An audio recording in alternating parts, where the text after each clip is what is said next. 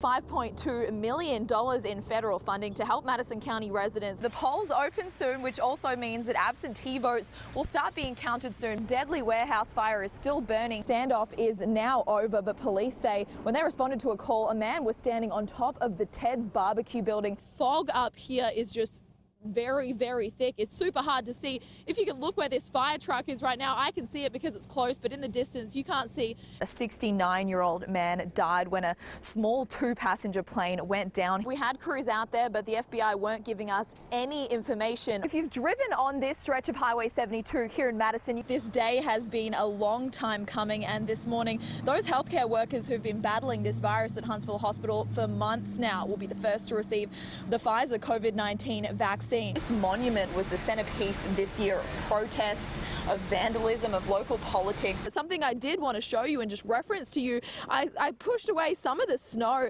and if we zoom in here, Yvette is behind the camera this morning. If she zooms in, you can see that this is just straight ice. Only 7% of the state's intensive care unit beds were available on Thursday morning. When we stepped out of our car, it was like we were ice skating. What looks like snow on the road is just hard ice. This is as far as we can get. We're at the bottom of Brindley Mountain. Feels like the holiday season here. All in all, it is a dead Black Friday, as expected with COVID-19 precautions. They open for their fall season and all the fun family activities that go with it. Definitely considerate contributions from some little humans, but with big hearts. I have Phil right now here at Lincoln County High School, but we're celebrating Tractor Days. Mel and Steve, if we have to be out in it, I'm going to take advantage of it, and I'm making a snow angel.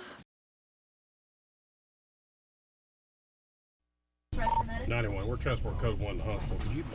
Paramedics encounter added risks on every call, risks that not only impact them, but their families too.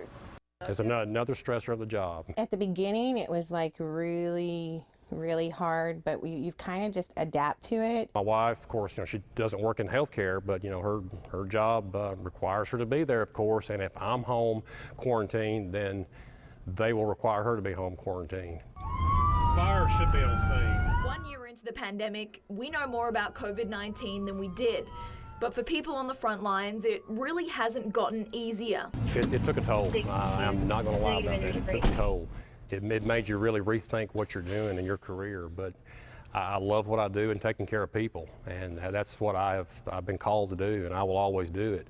Until we saw people really start dying from it, I don't think anybody really took it as serious as we should have initially. And then when we realized, oh, this is staying, people are dying. And realizing that has changed the thinking of some first responders. And when you run that first call where you realize this person has actually died from COVID, it makes it extremely real to you. Like, this is a big deal and we need to take it more serious. That's the reality paramedics face every day. They get that. But there's one thing they don't understand. It infuriates me if I see somebody like not social distancing or not wearing a mask. In Huntsville, Ashtyn Hiron, News 19.